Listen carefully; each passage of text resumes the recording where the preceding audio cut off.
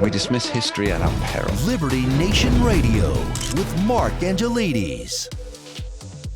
And we're back here on Liberty Nation Radio, heard coast to coast on the Radio America Network. And we're continuing our conversation on China and how China's actions are affecting the US and vice versa. We are joined once again by Dave Patterson and Andrew Moran. Gents, thanks for sticking around. I guess the next part I really want to talk about is what's happening domestically for China and how that is impacting things across the water in the United States and to a less degree in Europe. Reminds me of the saying that if the US sneezes, everybody else catches the cold, but that seems to have been reversed. Now, Dave, do you want to give us a quick rundown of what you see happening in China at the moment? Well, what I see happening in China is that despite whatever economic woes they might have, they are still very much attempting to, particularly in the United States, to be as intrusive as they possibly can. Grand Forks is any indication where China attempted to buy land in contiguous with the base that has strategic assets, is headquarters for units that have ICBMs, and now is used as the what's called the Test Resource Management Center, where they test unmanned vehicles for sensors. And this is troubling that China would be your next door neighbor.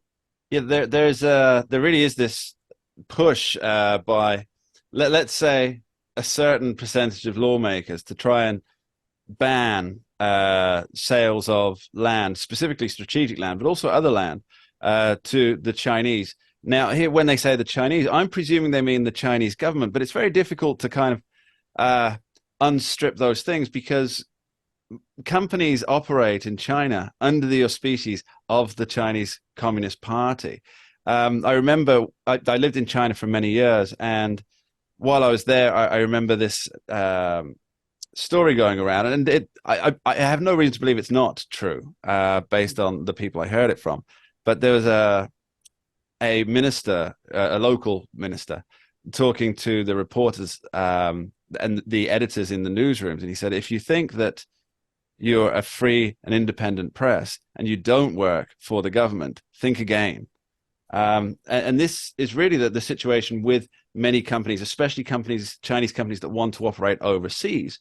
They are entwined, they're hand in glove with the government. So it's difficult to kind of separate a Chinese company wanting just to buy land for further development, or is that the Chinese government looking to gain a strategic military advantage within the United States? Andrew, what do you make of it? Well, if you want to use an example, WH Group, it purchased, I think it was Smithfield Foods a few years ago, and Smithfield was one of the largest pork producers in the United States today. That deal was financed by the Chinese government. So you and I had the discussion years ago about how, all these companies, they get drunk on Beiju because they know they're going to be financed by the Chinese government and the People's Bank of China. Yeah, it's a baijiu, and it's a drink. It's a drink to rot your insides. It really is. I mean, some of the stuff's very nice. Some of it's you don't want to go too near it. But yeah, this is like the state-owned enterprises. So China produces all this money and then puts it into the four big state-run banks, on the understanding that this quantitative easing, it will trickle down to the people, but the state-owned enterprises, of which they are numerous, get the lion's share of that.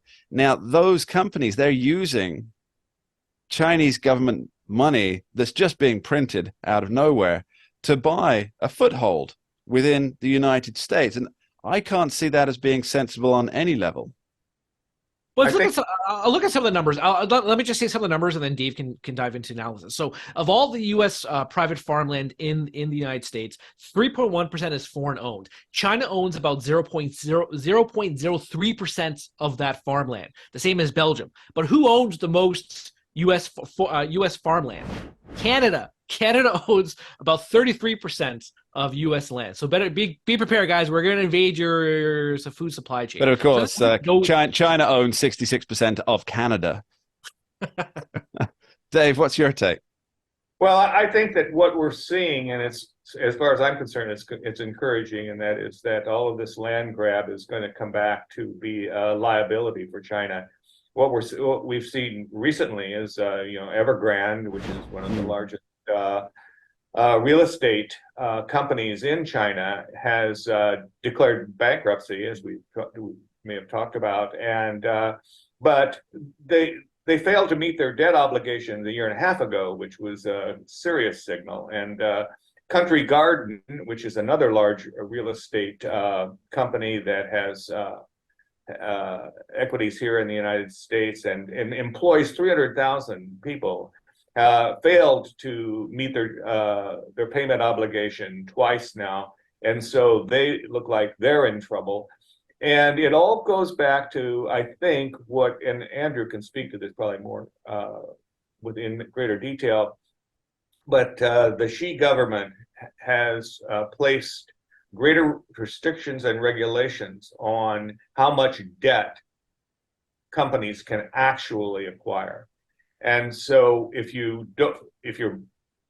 business, depends on being able to acquire debt, and you can't, now you're having a cash problem that will lead to difficulties, and we're seeing that happen now. And what's going on in China? It's not just relegated to Evergrande and Country Garden. If you look at some of the numbers, I think 40% of the businesses that have sold homes to home buyers, their property developers have gone bankrupt. So this is a wide scale going on in China. And there was a certain publication, I think it was before the pandemic, warned that there was a ticking time bomb going on in China, and that was called Liberty Nation. Liberty Nation had a great article talking about the paper tiger and how that economy was on the decline, and that mainly had to do with all this debt that had been traveling throughout the world's second largest economy. The amount of debt, people don't realize how much debt that China has, and a lot of this debt is off the books too, because as Mark discussed earlier, a lot of it's funneled through private companies, and then you create a wider issue of these zombie companies that don't produce anything, and they can't even service their debt, but they keep getting either bailed out by either the banks, the government, or the PBOC, or they get absorbed by a larger corporation. So this is a symptom of a broader disease occurring in China, where you're not being productive, and now you have a new issue going on in China when it comes to the labor market. A lot of the new generation of workers, they don't want to go into the key sectors that China focuses on a lot, like manufacturing, mining. They want those cushy white collar jobs. It's like going in a time capsule of the United States. And back in the early 20th century, everyone worked at factories, had their steel pails, and then as time went on, the newer generations wanted to work at the desk, wanted to have the white collar jobs. And today, the exact same thing happened in China. People working in factories, people working in the mines. Now, the new generation, they want to start getting white collar jobs, but guess what? There aren't any white collar jobs. So that's why the youth unemployment rate is at an all-time high in China, and why Xi Jinping is either banning the economists from talking about this, or why they're restricting the data in the first place.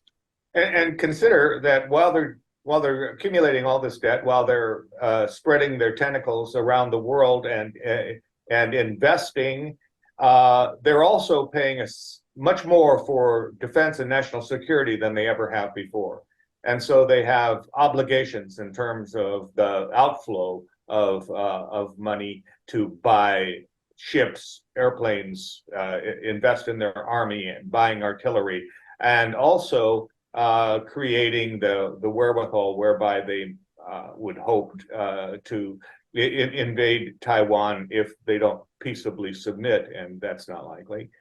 So they have obligations on top of the debt that they have accumulated, and obligations that don't appear to go away, I might add. But you can tell that the Chinese government is so concerned about all their debt that they've accumulated, especially since the pandemic, that they're not unleashing the mother of all bombs and stimulus to the country. So the country, Xi Jinping is just terrified of all this debt. So that's why they're not unleashing more stimulus as they had in previous financial crises and downturns. It seems that operating in foreign lands covers a lot of sins domestically when you have trouble at home. Andrew and Dave will be right back after this short break. Don't go anywhere. We dismiss history at our peril. Liberty Nation Radio with Mark Angelides. Don't get caught up in the media madness. Join our movement for free thinking and free speech at libertynation.com. Publishing news and analysis 24/7 with original articles by our team of authors who tell it like it is. Join us each week for online TV shows, The Uprising Podcast, and Liberty Nation Radio. We believe in free thinking and free speech. We are libertynation.com.